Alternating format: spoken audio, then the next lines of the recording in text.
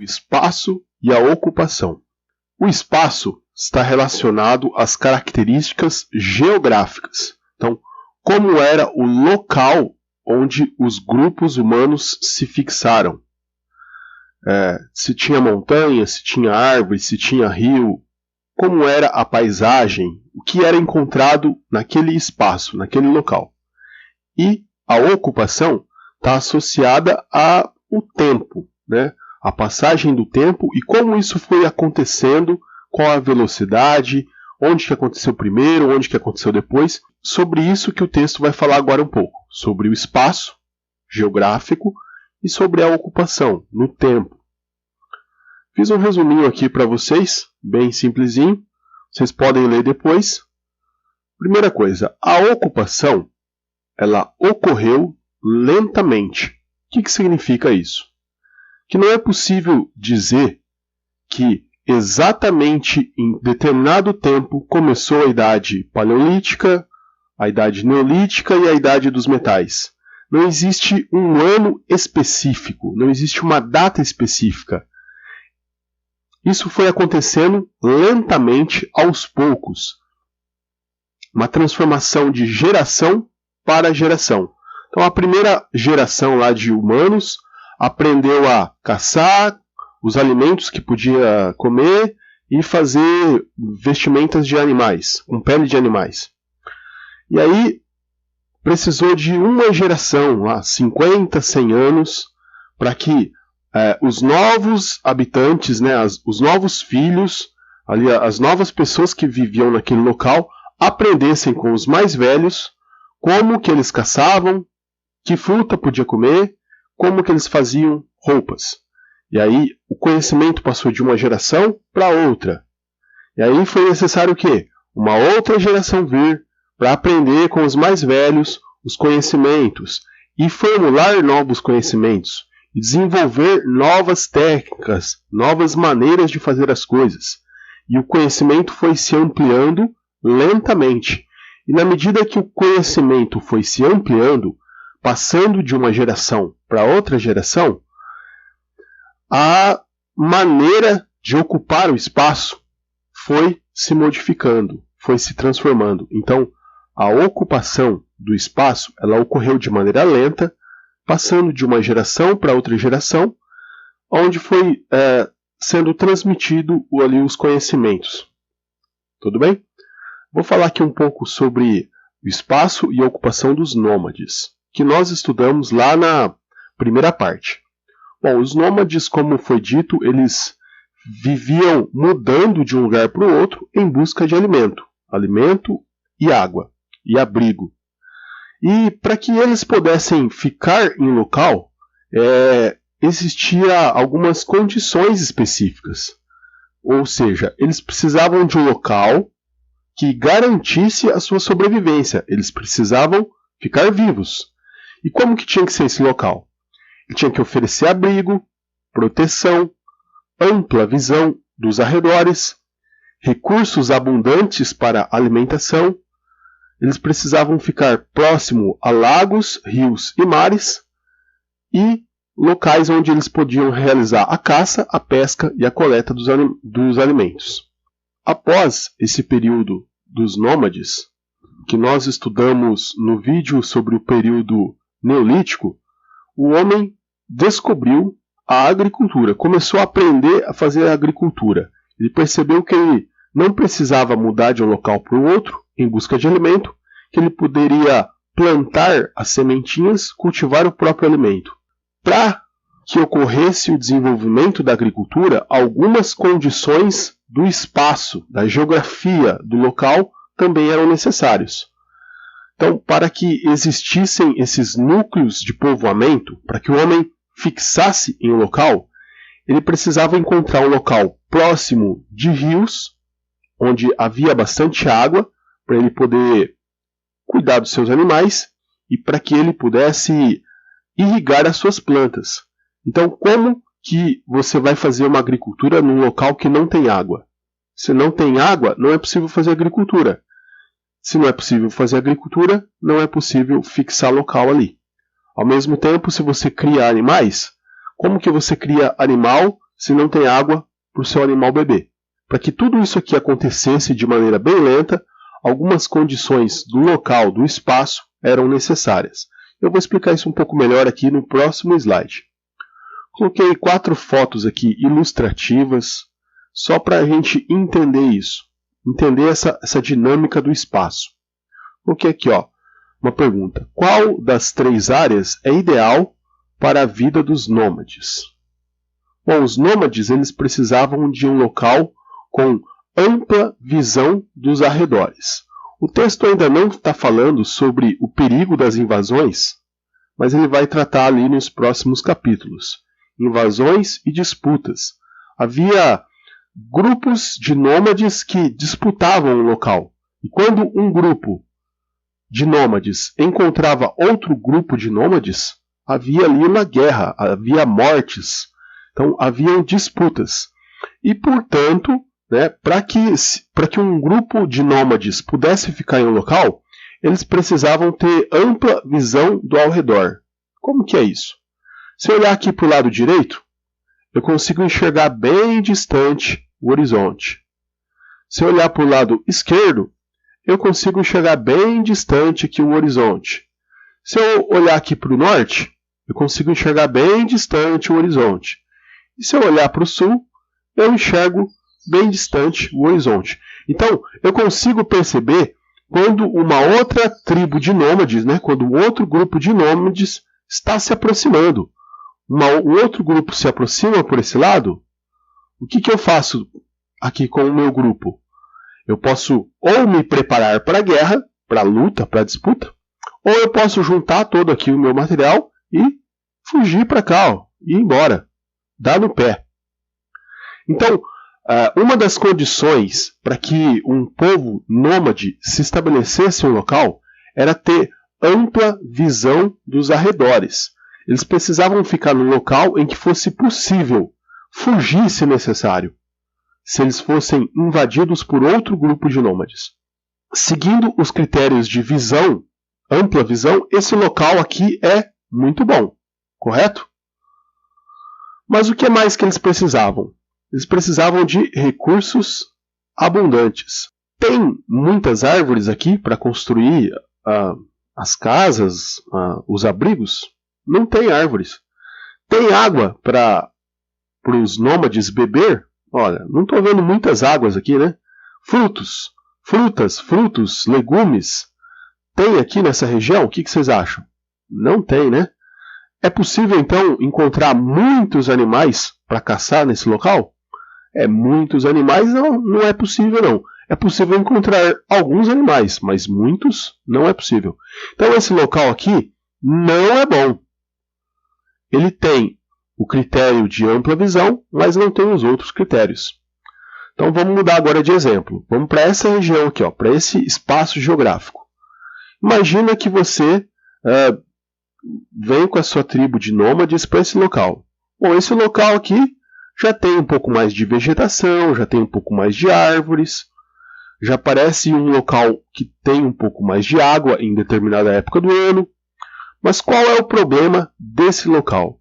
Vamos supor que você vem com a sua tribo, com o seu grupo de nômades e fixa o local aqui. Bom, qual que é o problema de fixar o local aqui? Se você olhar para esse lado aqui e tem montanhas, você não consegue ver quem está do outro lado vindo para cá. Se tem montanhas aqui também, você não consegue ver quem está desse lado de cá vindo para cá. E a mesma coisa aqui. Então esse local aqui de montanhas, ele já possui alguma vegetação, possui algumas árvores, já possui um pouco de água. Essa região ela não cumpre a necessidade de ampla visão. Então eles não poderiam aqui se proteger de invasões. Então esse lugar aqui também não é bom para os nômades. E com isso nós chegamos aqui nessa região que eu peguei da Mata Atlântica, aqui do Brasil. Olha só que legal, pessoal. Essa região aqui, se vocês olharem aqui nessa imagem, vocês vão perceber que você consegue enxergar bastante longe aqui, enxerga bem longe aqui, enxerga longe aqui, enxerga longe aqui. Então essa região ela tem ampla visão. Isso é positivo. Agora vamos ver os outros critérios. Ela oferece recursos abundantes? Observando, então, essa paisagem, essa região, nós podemos perceber que tem muitas árvores. Se tem muitas árvores, provavelmente tem muitos frutos.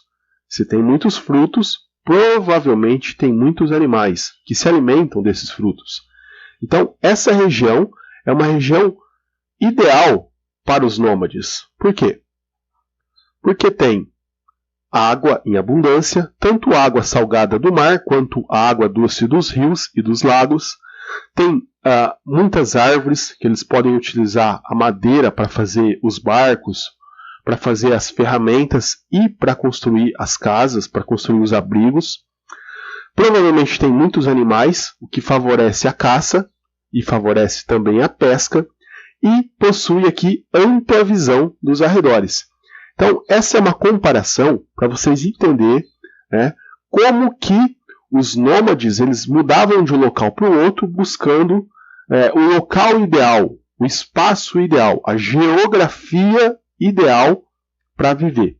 Tudo bem? Dentro dessa ilustração, dentro dessa explicação, também cabe a explicação do desenvolvimento da agricultura. Olha só, vou desenvolver a agricultura nesse local aqui, no deserto.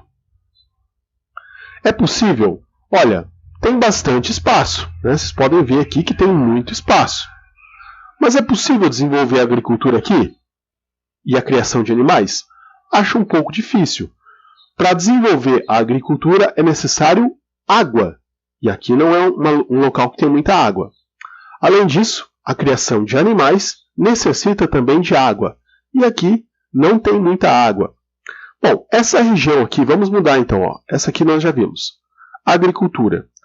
Essa região aqui possui água?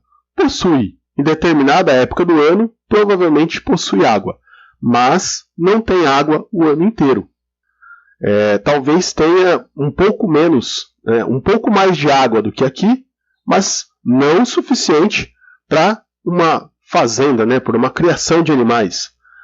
Já é melhor do que o deserto, mas ainda é deficiente. Por quê? Porque precisa de água doce o ano inteiro e não apenas uma época do ano. Então agora vamos para essa região aqui, que é a região da Mata Atlântica, que eu peguei como exemplo. Olha, essa região é perfeita para a agricultura. Por quê? Tem água, tem rios, tem lagos para os animais poderem beber essa água e crescer. Além disso, tem um solo fértil, uma terra boa para plantar. Então, essa região aqui favoreceu também a agricultura. E nós vimos em vídeos anteriores que, graças à agricultura, foi possível estocar alimentos e, ao estocar alimentos, foi possível construir um local fixo, deixar de ser nômade e ficar habitando em um único local. E aí, com base nesse exemplo que eu trouxe da Mata Atlântica, eu vou falar um pouco para vocês aqui dos povos Sambaqui, que são povos que foram encontrados, que viveram há cerca de 6.500 anos atrás na costa brasileira, na Mata Atlântica. O texto mostra para nós essa relação, né, onde os nômades encontram um local propício para viver, um local que tem bastante água, está próximo do mar, tem rio, tem lago, tem água doce, tem frutos em abundância, tem animais vivendo em abundância que favorece a caça, tem um solo bom para plantar, tem bastante água para criar animais. Então, é um exemplo, continuando do exemplo anterior, de um povo que encontrou um local propício para viver. Bom, esse nome Sambaqui, ele significa esse morro aqui, ó, esse monte de restos de alimentos. De uma maneira mais simplificada, vamos entender isso como se fosse um lixão, a cozinha, né, o lixo da cozinha dos sambaquis. Então tudo que eles comiam, moluscos e conchas, eles jogavam nesse local. Morria um animal, matavam um animal, comiam toda a sua carne, sobravam os ossos. Os ossos que eram aproveitados para fazer ferramentas eram tirados e alguns ossos não eram aproveitados, eram jogados nesse local. Eles fabricavam algumas cerâmicas, jarros, né, travessas de barro, para guardar água e para guardar alimentos. Mas eventualmente isso quebrava, e quando quebrava, eles jogavam esse utensílio quebrado nesse local. Também era um local onde foi encontrado restos humanos. Então, nós temos a sensação de que esse local, né, essa pilha de coisas amontoadas, também era utilizada como local para enterrar os corpos, para colocar os corpos em decomposição. Morria alguém, colocava lá nesse local. Então, o que aconteceu? Os arqueólogos começaram a perceber que na costa brasileira existiam, de regiões em regiões, existiam esses montes. E nesses montes eram encontrados restos de alimento, cerâmica, restos de animais e restos de corpos humanos. Então eles batizaram essa população, né, esse grupo que construiu, né, que colocou esses objetos aí, de sambaquis. Seriam os povos sambaquis. Esse nome, então, sambaquis, é um nome que nós demos a eles. Eles poderiam entre si se chamar, né, ter um outro nome entre eles, mas nós demos esse nome com base nesse amontoado de restos, né, fossilizados que nós encontramos. Tudo bem? Vamos adiante. Vou ler aqui para vocês o significado da palavra sambaqui. A palavra sambaqui, de origem tupi, significa amontoado de conchas. Mas os sambaquis podem também ser compostos de restos de animais e de vestígios funerários. Esses sítios arqueológicos, que podem atingir até 30 metros de altura, fornecem muitas informações sobre a dieta alimentar e os rituais funerários de povos indígenas que ocupavam a costa brasileira há milhares de anos. Fechando aqui a ideia dos povos sambaquis, que encontraram um local, uma região boa para se viver e deixaram ali alguns vestígios da sua passagem.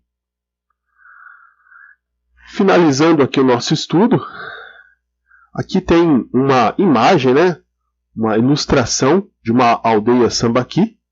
Vou mostrar aqui para vocês. Formação de um sambaqui, de um amontoado de restos. Então, nós temos aqui a construção de um sambaqui podia ter a finalidade funerária. Então, aqui temos aqui uns corpos, né? Então, corpos aqui, morreu a pessoa, você coloca aqui, enterra a pessoa. Morreu aqui, coloca aqui, enterra a pessoa. Além disso, o que mais que você joga além de terra? Você vai jogando os restos dos alimentos. Resto de peixe, resto de animais que caçou, resto de plantas, de frutos. Vai jogando aqui em cima e vai formando esses amontoados de corpos e restos de alimentos. Olha só, aqui está mostrando um pouco também sobre como eles viviam, como eles conseguiam o alimento deles. Então eles conseguiam esse alimento através da caça, por ser uma região que tinha muitos animais, eles conseguiam caçar, e também da pesca. Por isso, a necessidade de ficar perto de rios e perto de mares, para eles poderem encontrar aqui o alimento nos rios e nos mares através da pesca. Então eles iam consumindo esses alimentos, que temos um exemplo deles carregando aqui corpos para jogar, né, para enterrar, colocar no seu rito funerário, e por cima desses corpos eles colocavam ali os restos de alimentos, e com o tempo, né, depois de anos e anos, formavam-se esses amontoados de restos de alimentos e de corpos humanos e de animais. Tudo bem? Esse aqui é o exemplo da formação de um sambaqui, de um amontoado de restos.